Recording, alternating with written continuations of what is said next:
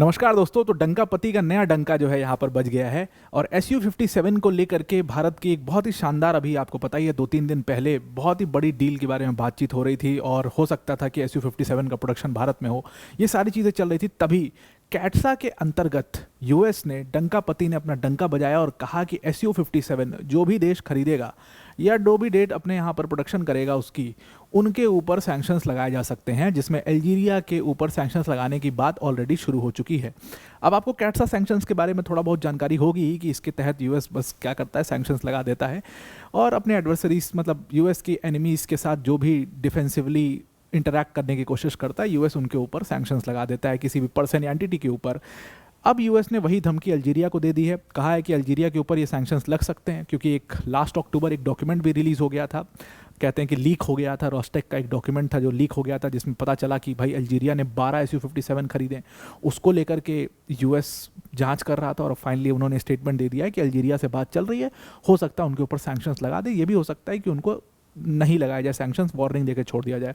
मतलब यूएस की तरफ से एक बहुत ही खतरनाक वार्निंग आ चुकी है कि SU-57 या आप किसी भी रशियन आर्म्स के लिए, रशियन डिफेंस कंपनी के साथ डील करते हो तो फिर आपको इसका खामियाजा भुगतना पड़ेगा। पिछले साल आपको ध्यान में होगा कि S-400 के लिए $4 बिलियन की डील थी और इन्होंने, यूएस ने उसके लिए भारत को भी धमकी दी थी इसी कैटसा के अंदर में। तो इसको पूरा डिटेल में समझते हैं एग्जैक्टली क्या चल रहा है, क्या क्या हुआ है, इसमें क्या नए डेवलपमेंट्स आए हैं। और वीडियो में आगे जाने से पहले एक बड़ी अनाउंसमेंट है अनअकैडमी टीम की तरफ से कि अगर आप यूपीएससी सीएससी की प्रिपरेशन कर रहे हैं तो प्रीलिम्स का नोटिफिकेशन, यूपीएससी का नोटिफिकेशन 2026 का आ चुका है। 24 मई को प्रीलिम्स आपका होने वाला है। उसके लिए आपको ज़बरदस्त प्रैक्टिस और बहुत तगड़े रिवीजन की ज़रूरत होती है जो आप यहाँ से कर सकते हैं। अनअकैडमी रिवीजन टेस्ट सीरीज़ आपको इसमें बहुत बेहतरीन सपोर्ट देने वाला है। 8 सब्जेक्ट वाइज ऑनलाइन टेस्ट इसमें होंगे, 22 फुल लेंथ टेस्ट होंगे, OMR बेस्ड प्रैक्टिस होगी, 11 जीएस के और 11 सीसैट के। एक एक क्वेश्चन जो आप देखोगे वो क्वेश्चन जो हैं वो एजुकेटर्स ने खुद क्यूरेट किए होंगे, प्लस इसके साथ OMR बेस्ड प्रैक्टिस है ही जो एकदम आपको रियल एग्जाम लाइक फील देगा। और इसके साथ हर टेस्ट के बाद आपको एक डिटेल एनालिसिस वीडियो भी इसमें मिलती है। मेरा कोड इसमें आप इस्तेमाल करके इस पूरे कोर्स को अवेल कर सकते हैं। APYT10 मेरा कोड है, इसको इस्तेमाल करके आप इस कोर्स को अवेल कर सकते हैं। इसका प्राइस सिर्फ और सिर्फ 1999 है। इसको ज़रूर से आप सब्सक्राइब कर लीजिएगा, लिंक हमने इसका डिस्क्रिप्शन में आपको दे दिया है। Now coming back to the topic, तो भारत के लिए एक बहुत बड़ी खुशखबरी आई और यूएस से हमने डील किया। यूएस से डील करके डंकापति ने कहा कि भाई ठीक है, 50% टैरिफ जो है वो अब कम करके 18% कर दिया जाएगा। यहाँ पर एक बहुत खुशी की बात थी और प्रॉमिस, ऐसा डंकापति का कहना है कि प्रॉमिस ये भारत ने किया था, ऐसा ट्रम्प का कहना है कि भाई इसके बदले में भारत रशियन ऑयल नहीं खरीदेगा। ये प्रॉमिस पर ये पूरी डील हुई थी। अब देखिए इससे क्या है ना कि यहाँ पर हमने इनको प्रॉमिस किया नहीं किया वो अलग की बात है, और फिर वो मतलब ट्रम्प जो बोल रहे हैं वो सही है कि नहीं, हालांकि अभी तक ऑफिशियल स्टेटमेंट नहीं आया। रशिया की तरफ से स्टेटमेंट आ चुका है कि भारत की तरफ से कोई इंटीमेशन नहीं आया। ये सब चीज़ तो चल रही है। अभी ये मामला सुलझा ही था, ये मामला ठीक ही हुआ था, तब तक दूसरी तरफ दूसरे सैंक्शंस का डर भारत के ऊपर आ चुका है जो कि SU-57 की पूरी डील को लेकर के है और इसको समझना बहुत ज़रूरी है। ये थोड़ा सा पेचीदा मामला है जो हो गया है। इसकी शुरुआत कैसे होती है, थोड़ी देर एक सेकंड के लिए हम क्या करते हैं कि हम रशिया के साथ जो हमारे डिफेंस रिलेशन है, रशिया के साथ मतलब आप 60-70% जो इंडियन फौज, इंडियन मिलिट्री जो भी इक्विपमेंट्स यूज़ करती है सब रशिया से आता है। अभी के लिए हम इंडिया रशिया का थोड़ा सा वो डिफेंस रिलेशनशिप को थोड़ा साइड रखते हैं और यूएस के साथ एक हमारा छोटा सा ब्रीफ ही सही मतलब ठीक ठाक एक डिफेंस रिलेशन यूएस के साथ भी है, क्योंकि यूएस से हम recently MQ-9B Sky Guardian and Sea Guardian army drones लेते हैं, अपाचे अटैक हेलीकॉप्टर्स लेते हैं, कॉम्बैट व्हीकल्स लेते हैं, anti tank guided missiles, javelin anti tank guided missiles, ये सारा कुछ हम यूएस से लेते हैं। इसके साथ साथ जो हमारा इंडिजेनस मतलब प्रोग्राम है जिसमें हमने बहुत खर्चा किया है जो कि तेजस प्रोग्राम है, हालांकि इसको लेकर के क्रिटिसिज्म भी काफ़ी है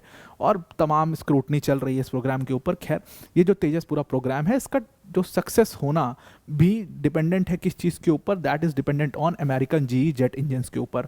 ये सारी चीज़ें एकदम से ये सारी चीज़ें खतरे में आ जाएंगी। क्यों?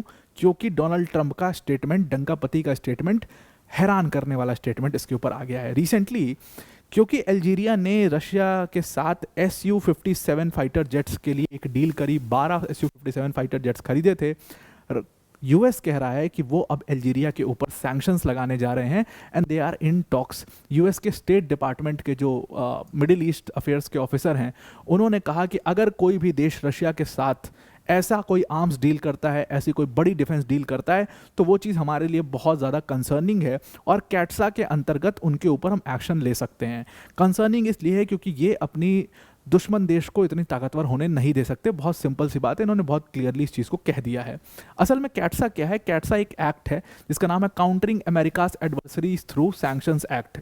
इसके नेम में ही इसका मीनिंग छिपा हुआ है कि भाई अगर अमेरिका का जो एडवर्सरी, जो भी एनिमी होगा, जो भी अमेरिका के खिलाफ जो देश काम कर रहा होगा, उसके साथ अगर आप किसी भी तरीके का कोई डिफेंस करते हो, कोई डिफेंस डील करते हो, कोई आर्म्स डील साइन करते हो, तो आपके ऊपर सैंक्शंस लगा सकता है यूएस, और इन सैंक्शंस के माध्यम से अपने एनिमी को रोकने की कोशिश कर सकता है। अब इसके तहत कुछ बहुत ही रीसेंट एग्जांपल्स भी हुए। भारत ने S-400 की डील करी थी 4.5 बिलियन में।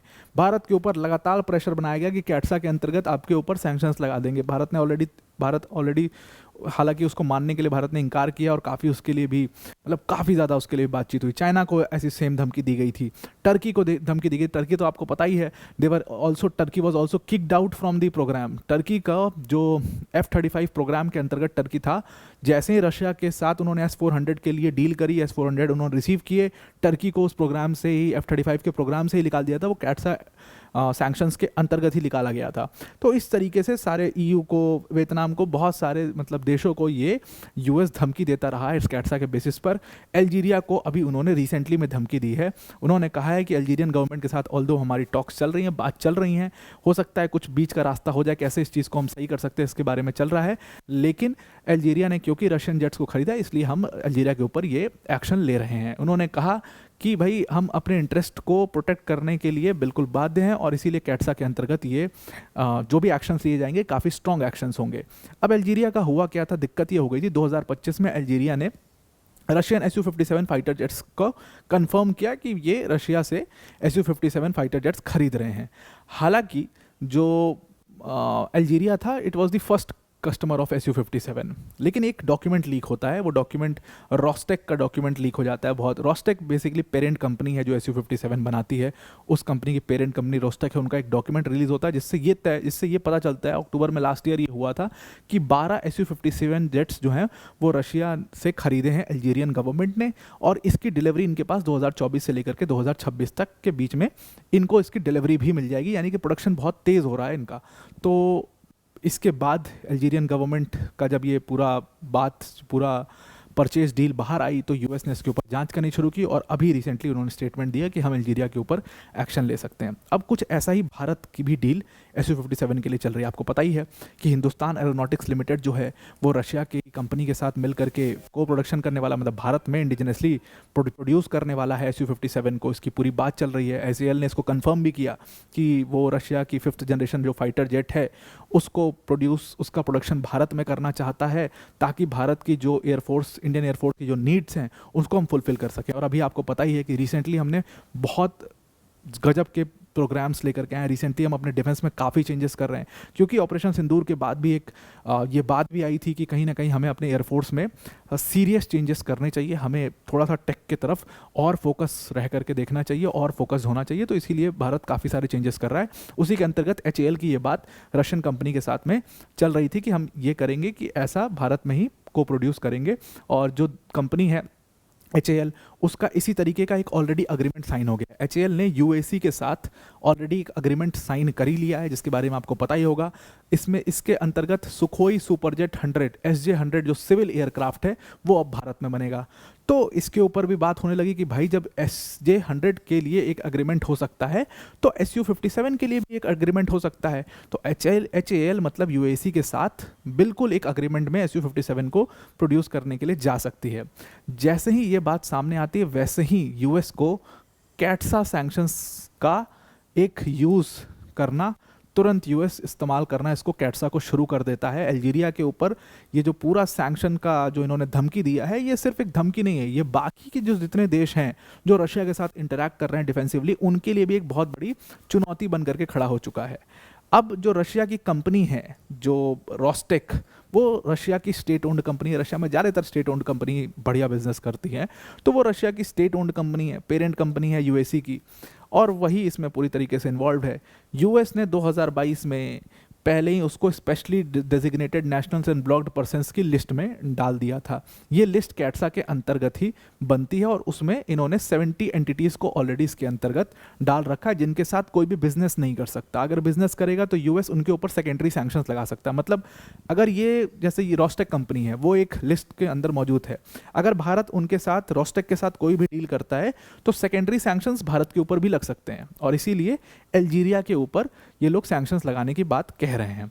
रोस्टेक इतना ही नहीं, रोस्टेक जो है उसको और भी देशों ने सैंक्शन उसके ऊपर लगा रखे हैं। ईयू ने उनके ऊपर सैंक्शंस लगा रखे हैं, यूके ने लगा रखा है, कनाडा ने लगा रखा है। ये सब जितने भी मतलब यूएस के अधीन रहने वाले देश हैं, ये सब, ऑस्ट्रेलिया, न्यूजीलैंड, ये सब जो है, स्विट्जरलैंड वगैरह, इन लोगों ने भी सैंक्शंस रोस्टेक के ऊपर लगा रखा है कैट्सा के अंतर्गत। अब भारत को भी वो एक सीधी धमकी तो नहीं, लेकिन एक इनडायरेक्टली धमकी देने की कोशिश कर रहे हैं कि भाई आप भी रोस्टेक के साथ कोई डील मत करिए।